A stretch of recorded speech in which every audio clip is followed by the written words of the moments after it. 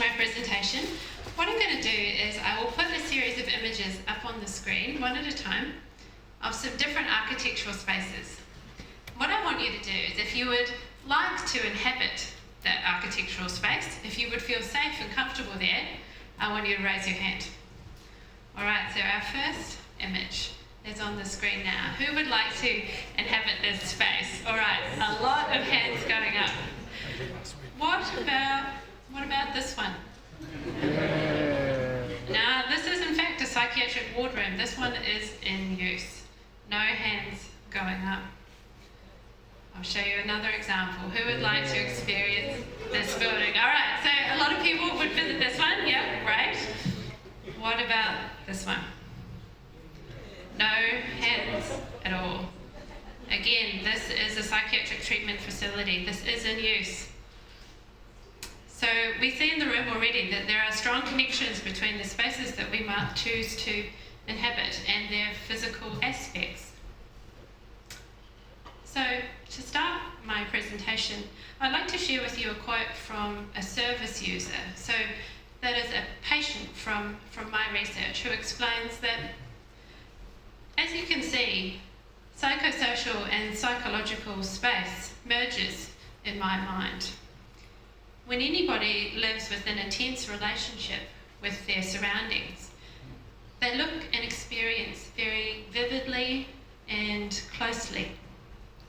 And I'd like you all to keep this in mind as we go through the presentation today, thinking about the relationships between the buildings that we inhabit and how we feel. Now, architecture has a long history of architects shaping experiences through the buildings that they design. Here on the screen, this is Le Corbusier's vision for the city. Now, Corbusier was a modernist architect. His vision for the city celebrated a recent invention, which was the motor car. So his city was designed for us to drive everywhere, for us to consume resources. Now, this is obviously very different to how we would design a city today. This is another example, a modernist architect, Adolf Loos. Now, this house was designed such that the husband could keep his wife away from the prying eyes of the public. All of her areas in the house were away from public view, and she was kept away from interacting with the outside world. So this house was very much about segregation and control. Here we see, this is a memorial to the 9/11 attacks in America. So this piece of architecture is about reflection and contemplation. It's about grief and loss and assisting individuals through that process. This is a museum in Berlin by an architect called Daniel Libeskind. Now, this is effectively a memorial to the atrocities of the Holocaust. Now, so powerful is this piece of architecture that visitors to this building report feeling physically sick. That's the power of this architectural experience.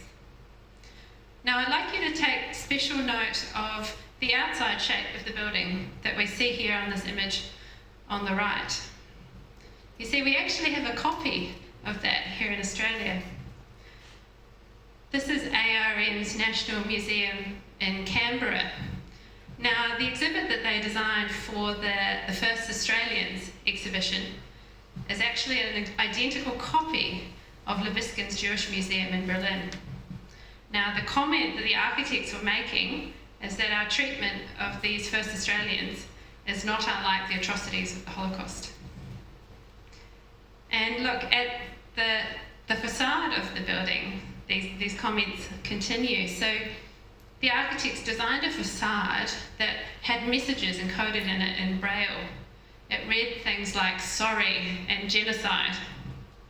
Now, the building was actually opened, and the mere opening it didn't know. And this was later covered up with a whole series of other dots that rendered the images illegible. So there's a long history of how architects and architecture can shape particular kinds of experiences can encourage particular actions. So how did this play out in mental health, in the design of environments for mental health services? Well, we really need to start with the traditional asylum. Now, an asylum was typically located far from an urban city. It was surrounded by expansive landscapes, beautifully landscaped gardens. This was an escape. It was a place for respite and to get well. This one here is designed by an architect called Thomas Kirkbride, who was convinced in the power of architecture to facilitate healing. He believed that architecture could indeed cure mental illness. So convinced was he, in fact, that he wrote a book on the topic with a somewhat uncatchy title, On the Construction, Organisation and General Arrangements of Hospitals for the Insane, with some remarks on insanity and its treatment. So hard one to Google, but certainly a bestseller for the time. Became the how-to guide for asylums. Now, his architectures became very recognisable in this V shape. The idea was that the most acute wards were at either end of the V, and as you got better, your treatment would move, and so that you would be located toward the centre. So you literally moved toward the exit as you became well. So restorative was this piece of architecture that it could cure you as you moved toward the exit. Now, these buildings, they were incredibly popular. They were incredibly well attended. So much so that buildings designed to be home to 600 quickly became home to 14,000. So incredible overcrowding, certainly not at all helpful for mental illness. So patients here experienced this severe overcrowding. They experienced noise and chaos, a lack of personal space, inappropriate staffing ratios that rendered the restorative aspects of the architecture irrelevant. And they quickly became pretty horrible spaces to occupy. Again, so much so that it's actually these Kirkbride asylums that we see represented in pop culture. In fact, Arkham Asylum in the Batman series is based on a Kirkbride asylum. So what about some more contemporary examples? Well, here we have a piece of architecture considered best practice. Now, I'd like you to imagine that you are a service user, that you are presenting here for help with your mental health. The scale of the building is pretty intimidating.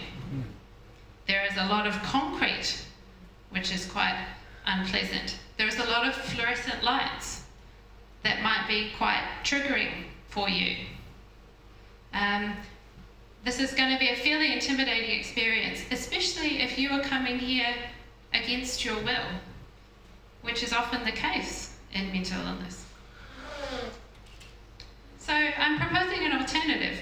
What if the entrance was a mediated transition between the outside world and the inside experience of care, where there was nature, there was natural light, there was privacy? This is an image from a facility I've been assisting in the design of that will be built in Hobart next year. So another example considered best practice, a waiting area. So we do see some photographs of nature in the space. That is indeed very helpful. But it's on the wall. It's behind the seat, so you can't actually see it if you're a patient. You'll notice that there is a reception desk, a fairly strong physical barrier in that space between you and the receptionist. Now that reminds you that you are other and different, that you are potentially dangerous. There's a lot of fluorescent lights, a lot of highly reflective materials, which might be triggering for you. If you're sitting and waiting in these seats, which are fairly formal in their arrangement, it's very hard for a family member to comfort you if you are holding in tears. You're also seating right in the walking area, so you have no privacy in this space at all. Again, I'd like to propose an alternative. Perhaps a waiting area where there are lots of different seating niches, where you can find somewhere to sit that you feel comfortable, where there is a level of permeability, so people can be seen and people feel safe, but you don't feel on show, that you can find your own space. You can also see through into other areas, which removes some of the fear of what might happen. Again, this is from the facility that will be built in Hobart next year. So another best practice example. This is an emergency department. So again, we see a very strong physical barrier between the staff and the reporting patients. It will remind you that you're different and other, that you're dangerous and that you might act out. The corridors are very ambiguous in where they lead, which is frightening because you are wondering what might be happening here. It's also very unclear where you're meant to stand and wait. Are you meant to stand there? Are you meant to stand and wait somewhere else? That lack of comprehensibility will add stress and anxiety to you when you're already feeling stressed. So again, how can we design this differently? Perhaps corridors with views out to nature will help you to orient yourself when hospitals are often quite labyrinthine. Views out also reminds you that there's a world outside what you're dealing with, even just for a moment.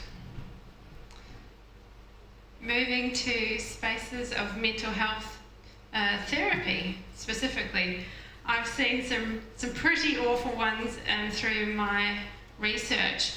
One therapist that I spoke to, she practiced as a school counsellor, and the counselling room that she had used to be the janitor's closet. So windowless and bare and tiny.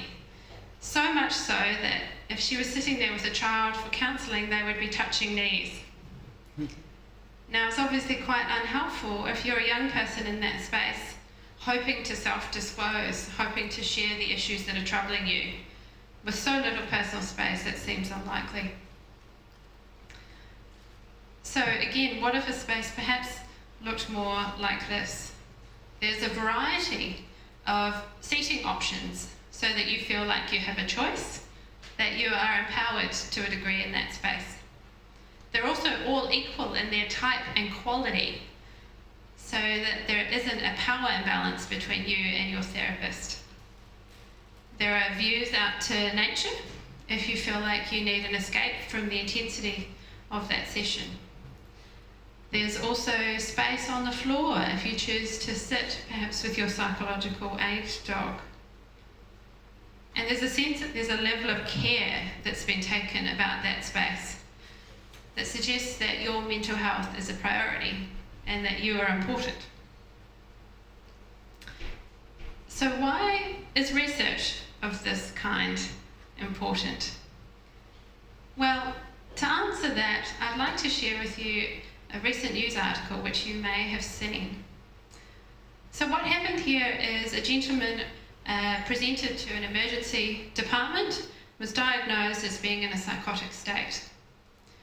Now he sat and he waited patiently and wasn't seen by the crisis team for many hours.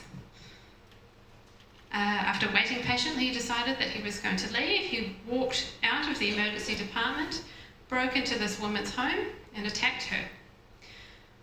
Now she's come out and said that the healthcare system has failed both her and her attacker. Now, as an architect, I'd like to question, how could we be designing a built environment differently? What if that emergency department had been less confrontational? Maybe had been less stimulating, less noisy, less crowded? If it had been a comfortable space to sit and wait? What if that space had high levels of visibility and safety and surveillance? Then maybe incidences like this may not have happened. Now, there are certainly a lot of challenges in research in this sector. So our experience of architectural space is complex. We can't apply the gold standard control study in architecture. There are too many variables. So if we're exploring how someone feels in an architectural space, it can depend on the materials, on the lighting, on the furniture, on the amount of people that are there, on the culture that I am, on how I feel on the day, or what I had for breakfast. There are many variables that confound research in this sector. People also describe different architectural features differently. And people often do one thing in a space, but tell us another. So there is complexity in many fronts and potential for bias. So we need to be quite careful in our research methods and our research design in order to develop rigorous findings. Further, research with vulnerable participants, such as mental health patients, for example, is also a challenge. So we need rigorous ethics permissions. These are required to make sure that participants do not become distressed through our questioning. Participants may have complex communication needs. Not everyone can communicate as easily as others, and yet all views are important. So these are some of the aspects that we need to consider when we're researching in this sector. But certainly my research does suggest that the built environments that we inhabit do indeed change how we feel. And this is particularly true in the case of mental illness, where the built environments can have quite profound effects. So I'd just like to end on a quote, again from my research. This is from an architect who explains, well, the fact is that we as healthy people have strong psychological relationships with our space. So why shouldn't that also be true in mental illness? Just try moving house, you know? Just try moving house and see if it doesn't make you emotional. Thank you.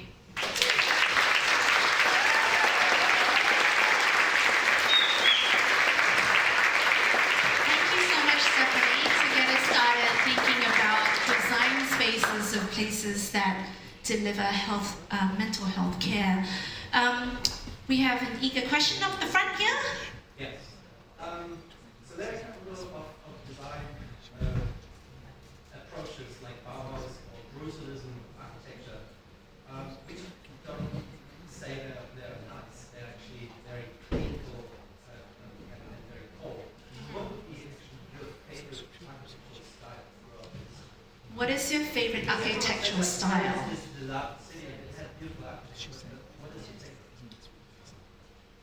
So are you asking what's my personal favourite or what do I think is most helpful for mental health?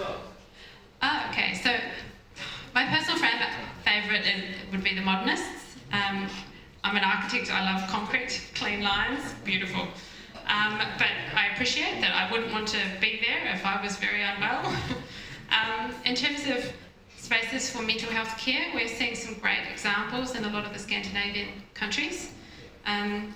They don't perhaps align with the style particularly, but the theory is really around person-centred care. So it's not patient-centred. There's a key difference that we appreciate the individual as a person that is connected to family, and they will have needs and aspirations beyond their illness or their diagnosis. And we're seeing that approach come through a lot in some of those Scandinavian examples. I'll take another question up front. Yeah. To what extent do you see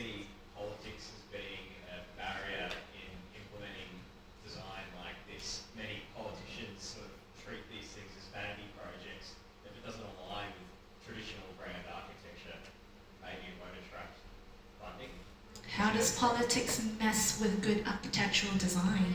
Yeah, that's a great question. Look, particularly for mental health, which is drastically underfunded, it is a political game, certainly, and a lot of the funding does go to the more life-saving illnesses. So we see cardiology is really well funded, cancer treatment's really well funded. Mental health typically not so much, even though 40% of us will experience a mental illness in our lifetime. In terms of the politics, I think that's perhaps less of a barrier than other things like legislation, which really can be limiting to innovation in the Australian context. We'll take one from the back. Yeah. Yeah. So, your talk was extremely compelling, by the way. I was really convinced by what you said. So, especially when you had the pictures up of the waiting rooms, it was just really clinical and awful. And should we see those as failed experiments? Someone must have thought that was a good idea. They poured their energy into realizing that vision for a waiting room. Do we look at that and go, well, that didn't really work, we're going another way now, or has culture changed, or were they just bad architects? That was a really long question. So the question was really about the examples that we see here. Are they architects not knowing what they're doing, or they think that that's right?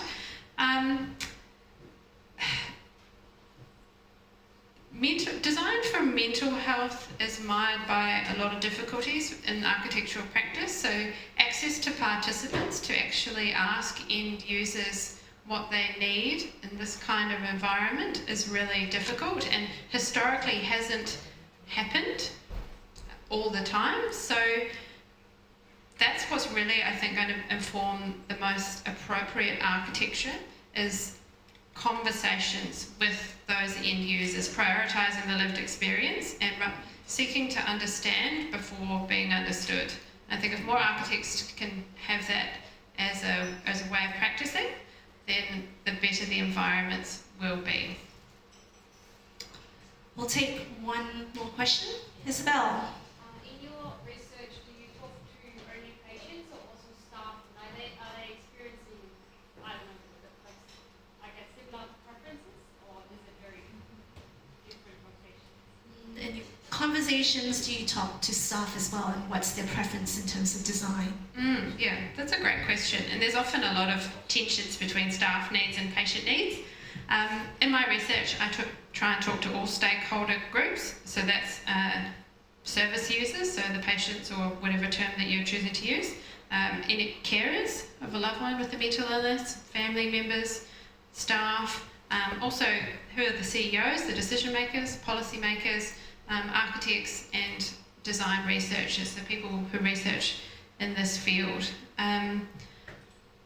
A facility is not going to be good if the staff aren't happy, if they're not supported to do their work, which is really, really tough work.